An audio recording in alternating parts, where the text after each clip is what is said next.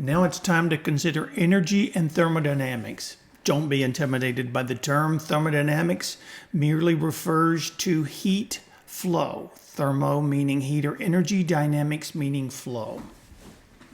Now, to understand thermodynamics, there's a framework we need to use, and that is that of the universe.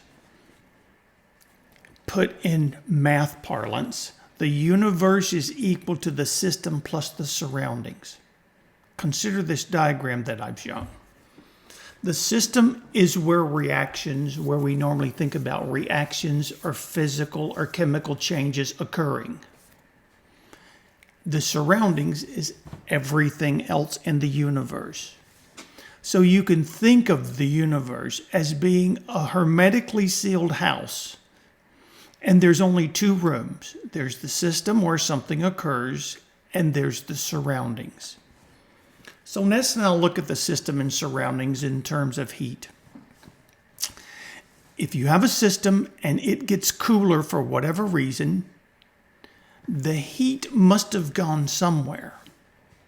So, since the only other places are the surroundings, the system got cooler, it lost heat, then the surroundings must have gotten warmer. And so basically we can see it's a zero-sum game when it comes to heat. If one of these two locations loses heat, the other must have gained it. It's a zero-sum game. There's a definition when the system gets cooler and the surroundings gets warmer. That is an exothermic reaction. Well, the inverse of that is pretty understandable too.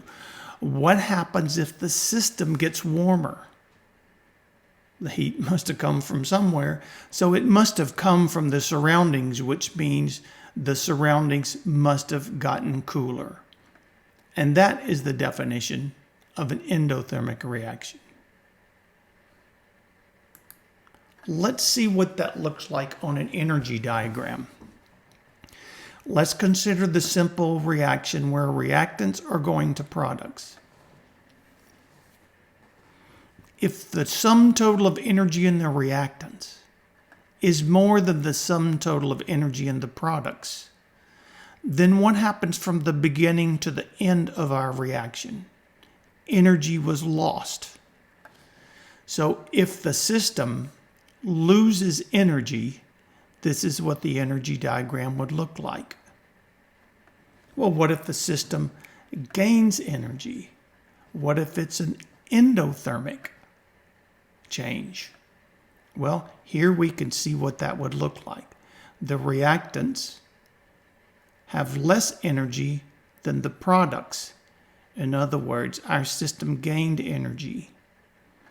So what we see is this diagram on the left actually represents an exothermic change, and the diagram on the right represents an endothermic change.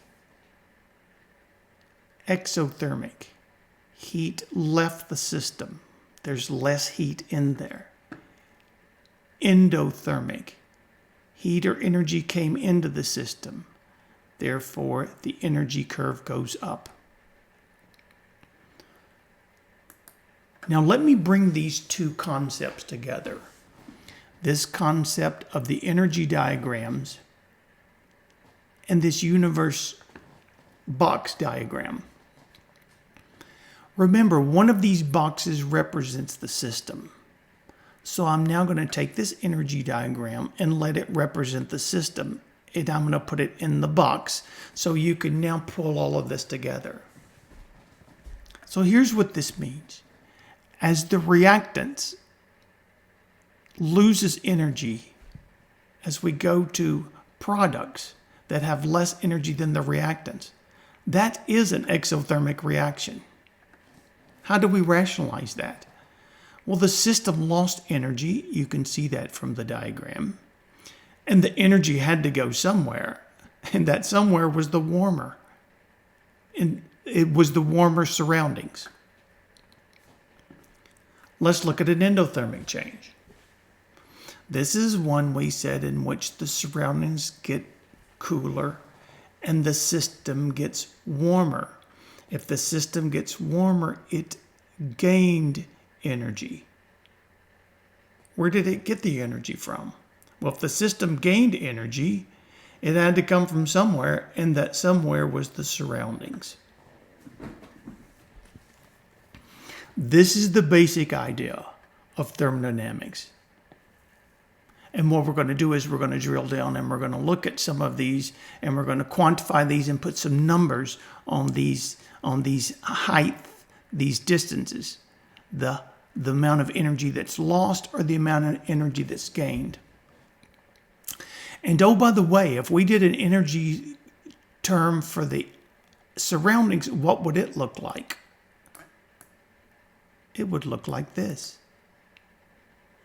If the system loses energy, then the surroundings what? Must have gained energy. So the system and the surrounding have energy curves. You just have to make sure you have the right one. And let's look at an endothermic change. Here, the system gained energy. So what must have happened to the surroundings? The surroundings must have lost energy. Okay. Let's step back and look at the two basic types of energy. Most people are familiar with this from high school. Two basic types of energy: kinetic, that is energy due to motion, such as a ball rolling down a hill, a baseball being thrown, a person running. If it's in motion, there's energy associated with it, and that energy is called kinetic energy.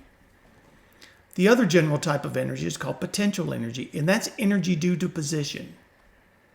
So if a ball actually in the process of rolling down a hill is kinetic energy, the potential energy would be the ball when it was at the top of the hill, as opposed to the bottom of the hill.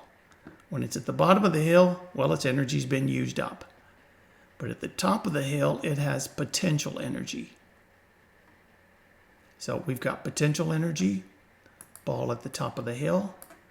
As it's rolling down the hill, yes, you could see the kinetic energy. And finally, when it gets to the bottom of the hill, it doesn't roll anymore because it's used up its potential energy. It's out of kinetic energy and it's out of potential energy. Let's also slice and dice energy a different way. Let's talk about two forms, or probably a better way to put it is two manifestations of energy. How does energy manifest itself? In two different ways: in the form of heat and in the form of work. And we know we can burn a campfire and we can get heat, or we can do a lot of work and have a car roll, move forward. Yes? Or if you yourself do a lot of work, you're going to get hot, you're going to generate heat, but you're also going to do work by moving whatever it is you moved from point A to point B. So almost always these two work in tandem. It's very difficult to do work and not generate a little bit of heat. Nothing else, you'll have a little bit of friction. But these are the two key manifestations of energy: heat energy and work energy. In this class, we're primarily going to be concerned with heat energy. If you take a physics class, they're going to do a whole lot with work energy. As a quick aside, since this is a chemistry test, how do molecules, how do they manifest energy? If you see a water molecule, does it have energy? Yes. Well, how does it have energy? Does it have a candy bar in its pocket or something? No. Molecules manifest their energy by way of motion. And there's three types of motion. All molecules are vibrating back and forth. All these bonds, they're vibrating. And they're also vibrating, stretching in and out along these bonds. Massive amounts of vibration. They're also rotating. They're spinning in space. And they're also translating. They're moving across space. They're moving across the vessel. And so you can picture any molecule as just having spastic gyrations at the same time. They're vibrating at millions and billions of times a second, and they're rotating like a top, and they're translating. As a matter of fact, the air in the air molecules in the room, those that you're now breathing, they're moving across the room at probably somewhere from 600 to 700 to 800 miles an hour. So this translation is significant. Well, why don't you feel the molecules hitting you? Fortunately for you, the molecules have so little mass that you don't feel them. But they're moving. They're vibrating, and they're rotation, and they're translating. Well, let's take a look at how you can rationalize this and how this really helps make sense. What is warm water? Warm water has a lot of motion. Well, what's the difference between warm water, let's say water at 90 degrees C, and chilled water at 10 degrees C? They're both H2O. What's the big difference? The big difference is water at 90 degrees has a lot more vibrational, rotational, and translational energy than water does at 10 degrees. And finally, you can cool it down to 0 degrees C, where all the individual water molecules slow down so much that they can start getting close to each other and packing. And once they start packing, we make what's called a solid. On the other hand, we can heat the water molecules up so much that they have so much vibrational and rotation and translational energy, they just jump into the vapor phase so much that they can escape into the vapor phase. And now we have what's called a gas. So solids, liquid, and gases can be rationalized very easily by just the amount of energy that you put into them. That's the idea of how water molecules manifest energy. And that's why when we do a chemical reaction or a change, we're going to get changes in energy, either down or we're going to get changes in energy up. Because these bonds that make up the molecules, these vibration, rotations, and translations, that's going to change as we do a reaction or a physical change. And that's what we're actually measuring. Right. Units of energy and heat. The big one is the calorie that people know about. Okay? It's defined as the amount of energy necessary to raise 1 gram of water by 1 degree C. Well, there are some other units of heat and energy that are very important that are often used. The joule. The joule has become the SI unit for energy. It was defined after the calorie. But they are both units of energy, and there's a relationship between them, a conversion factor that you need to know. And that is, there's 4.184 joules and 1 calorie. Another conversion you'll need to know, and you probably already recall this from chapter 2, but the relationship between a calorie and a kilocalorie. In 1 kilocalorie, there's 1,000 calories. Just like there's 1,000 of something and 1K of that something. Generically true. A nuance here, this isn't always true because I don't think they're careful with it, but sometimes calorie will be spelled with a capital C. And that refers to a food calorie. And a food calorie is really just a kcal. In 1 food calorie, there's 1,000 calories. So what this means is when you look on the label of food and it says there's 240 calories in a can of Coke, what it really means is there's 240,000 calories. So what they call a calorie on your food label is actually a kcal in the world of science. Let's look at the relationship now between energy and temperature. Although they are related, they are very, very different. They're distinct. Heat is equal to the mass times the specific heat times the temperature change. So let me flesh that out. Here we have an energy term, and here I have the temperature term. So you can see that they are related. They're directly proportional, but they're nevertheless different entities. So here's how I break this reaction down, and this is a very important equation. M is the mass. That's how much material you're heating up. Needless to say, the amount of heat that you need to raise a barrel of water is going to be much, much more than the heat that you need to use to raise the temperature of a thimbleful of water.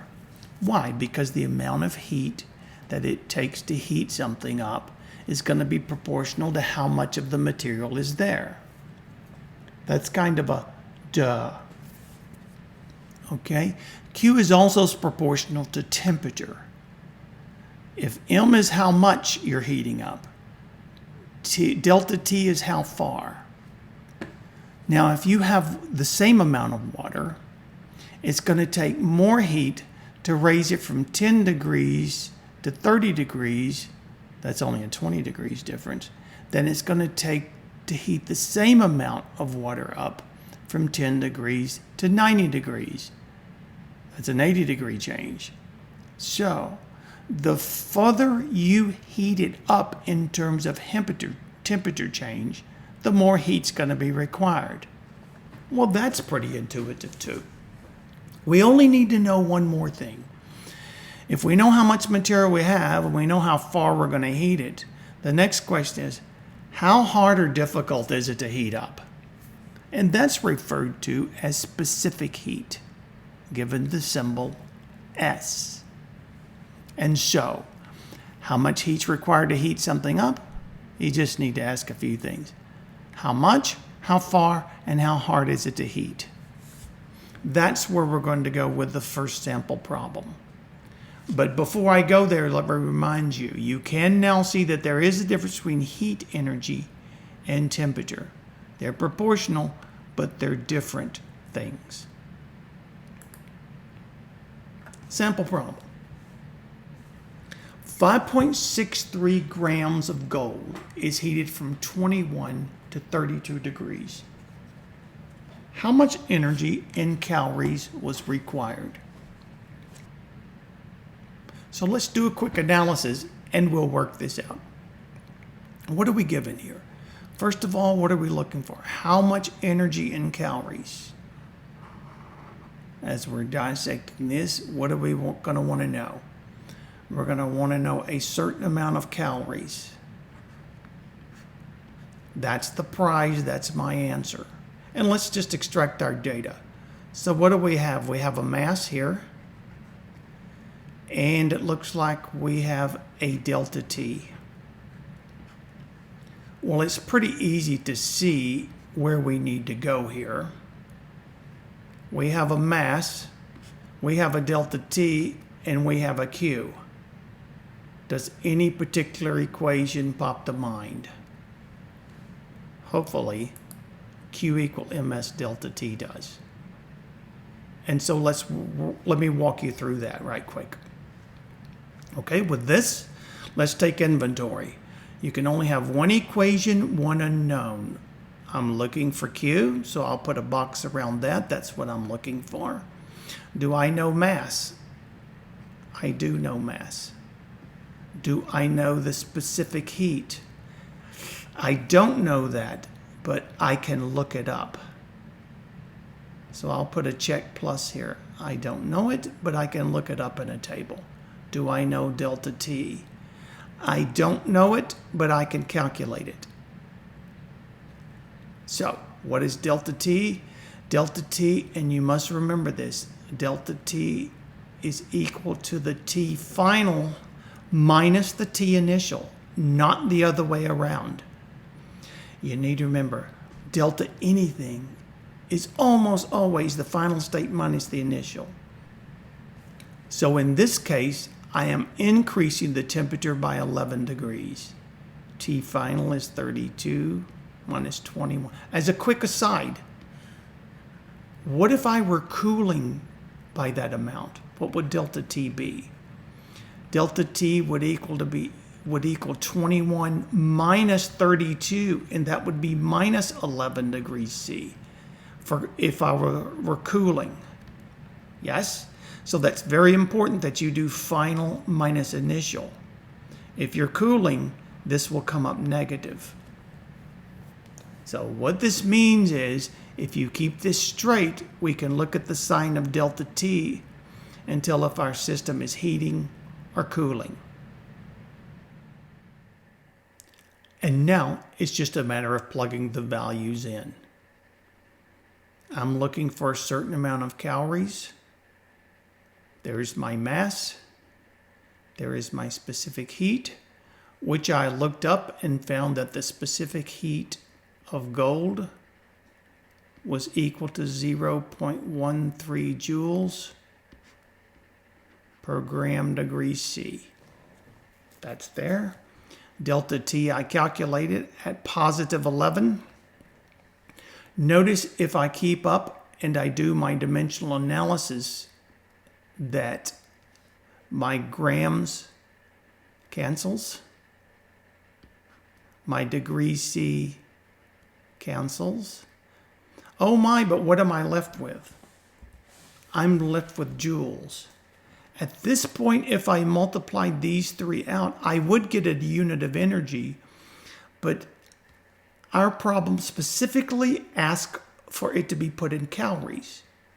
And because I wrote my units of specific heat, I see that I've actually, when I punch these numbers, I have the units of joule. So all I'm going to do is then go ahead and convert joules to calories using our conversion factors shown on the other page. And when I do that, joules will cancel out. I now have the unit of calories, and that's the unit I was looking for. On the calculator, remember, anything in the numerator, you precede it with a multiply sign. Anything in the denominator, by divide by sign. And so on my calculator, I'm going to plug in 5.63 times 0.13 times 11, divide by 4.184, and I get 1.9 calories. Let's do one more question. A 1.65 gram sample of metal requires 5.8 joules of energy to change its temperature from 23 to 41. Is the material gold? And this time the problem tells me that the specific heat of gold is 0.13 joules per gram degree C. It also tells me the specific heat of water is 4.184 joules per gram degree C. I'm not sure if I'm going to need those or not, but we'll see. So let's do an analysis here. What do we know? Is the material gold? Since I can't see it, I guess I'm going to have to use data to figure out. And so what I'm going to use as a proxy is I'm going to use this piece of data for is it gold? I'm going to assume if I calculate the specific heat and it's close to 0.13 joules per gram degree C, then it's likely gold. On the other hand, if it's very, very different from this, then I'm going to know that it's not gold. So what's my analysis? What am I looking for? I'm going to look for specific heat, and I'm going to use dimensional analysis. So since I'm looking for that, that's how I'm going to set up my dimensional analysis equation. This is my answer. This is my box. And remember what we said, box equals star. What am I going to start with?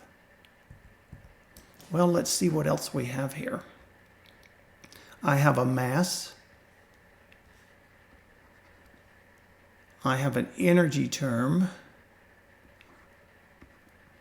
and I have a temperature change.